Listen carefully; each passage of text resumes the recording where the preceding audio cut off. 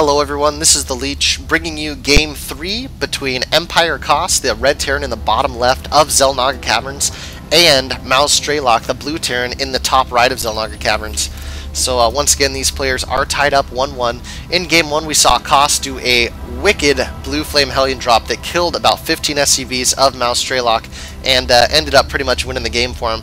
And Strelok in the second game made a beautiful tank, medevac, and marine push and ended up taking out the natural of EmpireKas, while actually forcing natural to lift off and move. Kas tried to take a secret third, but it did not work out. He didn't have enough time to really get it saturated and make that part of his game. So Strelok pushed at just the right time.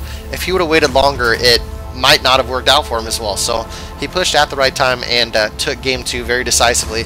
So on to Game 3 now. Xel'Naga Caverns, a very balanced map and a very interesting map for Terran versus Terran. It's very hard for a Terran to take this second expansion here because there is so many ways into the natural. There's one way through the brush here, one through these rocks, and then two separate paths here in this middle. Both players electing to go barracks before refinery. In Game 1, Strelok decided to go refinery first, but it looks like he is sticking to the more standard barracks first now, and both players also getting the refinery on 13. So very normal stuff coming out from both of these guys. And I am anxious to see who took this series. Both these players are very fun to watch and very great Terrans, very solid players. So refinery's both going to be finishing up here, and the barracks also going to be finishing up very shortly for both players. And this is when we'll really start seeing the deviation from the normal for these two, and see what they're going to do from here. Orbital Command both coming up now, and looks like no tech lab down yet on the racks. Kas actually doing a little wall off here behind his minerals, which is very smart. If there is Blue Flame Hellion drops later, it's going to be a lot harder for them to just come behind the mineral lines here and start hitting SCVs. So what a lot of players will do is set up little walls by their refineries. As you can see, he has a supply depot right here that he can pop up at any time, and he can also throw another one right here. So very solid stuff by them, or by him. Accidentally hit 4 there and went to an observer. That was interesting. Both players getting a tech lab now, and here's where people start deviating. Reaper coming down for EmpireKas, and a factory being started for MouzStrelok here. I'm sorry, I'm a little distracted because my phone is vibrating non-stop. My buddy is calling me because we're making a new YouTube channel for some other stuff, and both players actually getting a Reaper right now, and Kas electing to go for a very fast command center at his natural here. We'll see how that works out for him, as it looks like Strelok is going to be playing a little more one-basey. So getting a little wall off here with supply depots. Might throw down a bunker right here. And Kas's expansion is about halfway complete. Reactor coming down for him on the racks, and a tech lab coming, or tech lab is already up here for this barracks. So 2 racks for Kas and a factory 111 build for Strelok. So barracks, factory, starport, and he is putting the starport down on this tech lab, so probably going to see some Banshee play, and this could be very difficult for Kas to hold off if he's going this early of a base. If he's able to survive long enough, though, the income of the second base is just going to be huge for him.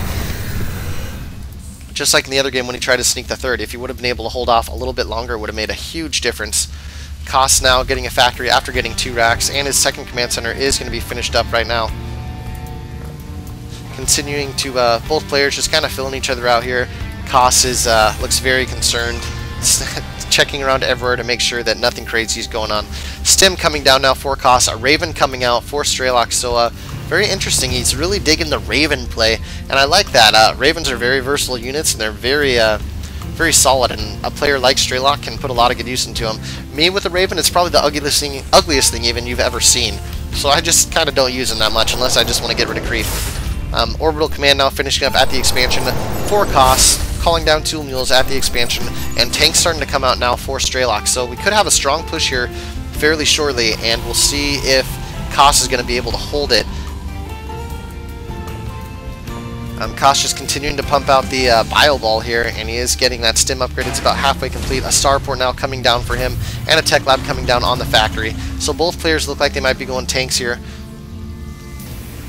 And Stim, once again, about halfway done. More tanks coming out now for Strelok, and I don't believe he has siege mode yet. No, he does not, and he has not started researching it yet either. So that Viking's now coming out for Strelok, and his second orbital command is going to finish up here.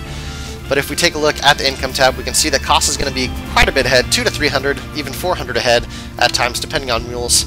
And he is a few supply ahead, as he did get that orbital command down at his natural a lot faster. Cost now throwing down 2 supply depots here, once again, just kind of defend against any Hellion attacks or any attack that's going to come through the back door. He's going to get a huge advance warning from these supply depots when they start getting attacked.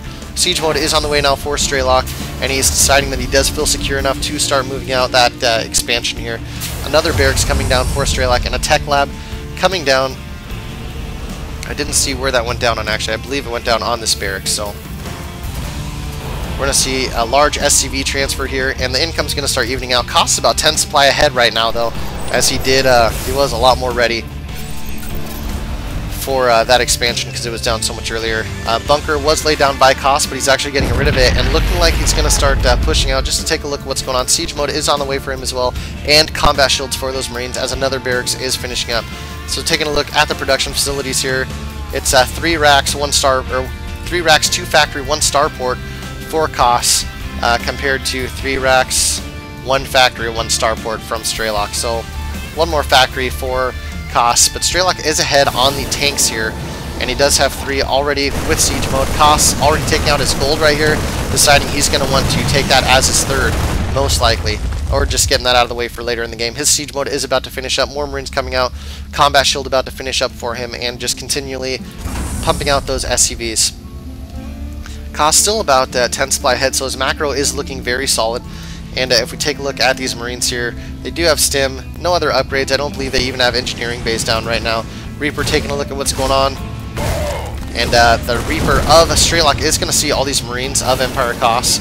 And Strelok just getting ready, putting 1 tank sieged up here on the high ground in case any drop play goes on. A few tanks starting to move out now for Cost, 2 more on the way. He is going to be able to get a higher tank count than Strelok because of those 2 factories, both with starports, and we'll see if he keeps pumping out of there. Lots of Marines out for Cost, and supplies getting farther and farther ahead for Cost. He's almost 20 ahead right now. Strelok, though, is looking like he might move out. He's bunching all his units together here, did unsiege all his tanks, and just continuing to make those SCVs and Marines here. He also put the wall off here for the Blue Flame Hellions, or any push that could come back through the back door. And Cost now taking his 3rd, and really what he's doing is just kind of posturing himself. I don't think he really wants to attack right now, but if he can set himself up in this position here, then he can really defend his 3rd. And actually, Strelok is just going to be going for it. We'll see who's going to take this battle right now. Cost did have stim, and Strelok did not, but Strelok is going to be... Oh no, the Raven gets taken out. So we'll see what's going to happen here. It looks like Cost's tanks are going to win this battle, and indeed they are. So there you have it right now. And actually it's kind of even here, 2 tanks to 2 tanks. The Viking of Strelok doing huge damage here, but Cost is still about 20 supply ahead. His macro is a ways ahead. This command center is about to finish up at the gold for him. Strelok throwing down a 3rd command center here right in front of his natural. So Cost electing to just lay down the command centers where he wants them so he doesn't have to bother floating them anywhere. More tanks coming out now for Cost, and he's going to go with an orbital command at the gold. So very interesting. Really, when they're going these heavy tank plays, it's worth it just to go orbital command, because Planetary Fortress isn't really going to save you from siege tank fire. Level 1 infantry weapons for Cost on the way, and just about to finish up for Strelok. That 3rd orbital command about to finish up for Cost, and a few missile turrets coming down for Strelok. Doesn't want to be taken by surprise anywhere. This 3rd is going to be a little bit later of him, and we'll see if he decides to move it up to the gold here. It looks like he's floating it that way, so he needs to kill that gold rocks though, so I'm not sure what he's doing right now. More racks now coming down for Cost, and take a look at the APM here. Cost a little bit higher, 170 to 150. Now taking a look at the production tab, 2 siege tanks still at a time coming out for Cost. So Cost is going to be way ahead on the siege tank count. As you can see, 9 to 2, and that is huge right now. Also 6 SCVs ahead, and Cost kind of starting to move out here. Strelok just now killing those gold rocks. Still does not have an orbital command here, and we'll see if he even decides to go with an orbital command. Cost pushing out. He has so many siege tanks compared to not very many of Strelok. And Kos sieging up right now. Strelok stimming and running. We'll see what's going to happen. Kos seems to be at a huge advantage right now. If we take a look at his income, he has about 400 more per minute, maybe even more than that. So Kos about 20 supply ahead right now. More tanks coming out for Kos, actually 3 at a time, so we got another factory down. Lots of racks down for Kos, and getting more reactors on those. So Strelok's going to have to make a move soon. He can't sit back and try and macro against Kos when Kos has been ahead for so long. Lots of Marines moving in for Strelok, and that is a mistake. They're getting taken out very quickly here. There's actually tanks here surrounding Kos's army, so very good move by Strelok. Kos really has nowhere to go. Now, these tanks can't move forward anymore, really. Not for a while, but Kos cannot back up at all. So Kos is actually going to go back to his gold base here to be safe. But more tanks coming in from Kos. Kos still ahead, about 20 supply. And if Kos can siege up here on the side of this gold base, that is going to be huge. Here comes the siege right now. Large stim from Strelok, pulling a bunch of SCVs to try and stop this attack. I am not sure it's going to be enough, though. These siege tanks are doing massive damage. Actually, he is probably going to clean up all these tanks, but more siege tanks still coming for Kos, and Kos just getting more and more ahead of supply, moving these tanks up on the side, taking out all the siege tanks of Strelok, and this gold is going to have to go down here. This tank being taken out by SCVs, but the orbital command here under heavy fire from all these siege tanks, and more siege tanks on the way, as well as a 4th base for EmpireKas, and Strelok's about 40 supply behind right now, having to lift off this gold base. That's huge. He's really going to have to figure something out, because right now he's stuck between a rock and a hard place. He does have a few siege tanks, but if we take a look at the unit tab, he's 3 siege tanks behind. And there's the GG from Strelok, knowing that he had to lift that 3rd, and EmpireKas has his 4th on the way. There's no way he was going to catch up from that. As you can see, he was 60 supply behind. So Kos takes the series 2-1. Very exciting series between these two. I'm glad this one was a little heavier macro game, and Kos really showing his power of macro here. He expanded a lot earlier, but actually expanded to at the minerals instead of expanding in his base and then lifting off the command center and landing it. So that just kind of shows how much farther ahead you can get just by building in the right spot. The floating time, you really do lose a lot there. So great game by Kos and great series by both players. I hope you guys enjoyed it. If so, I hope you'll subscribe to the Leech StarCraft on YouTube. Thanks again for watching, and have a wonderful day.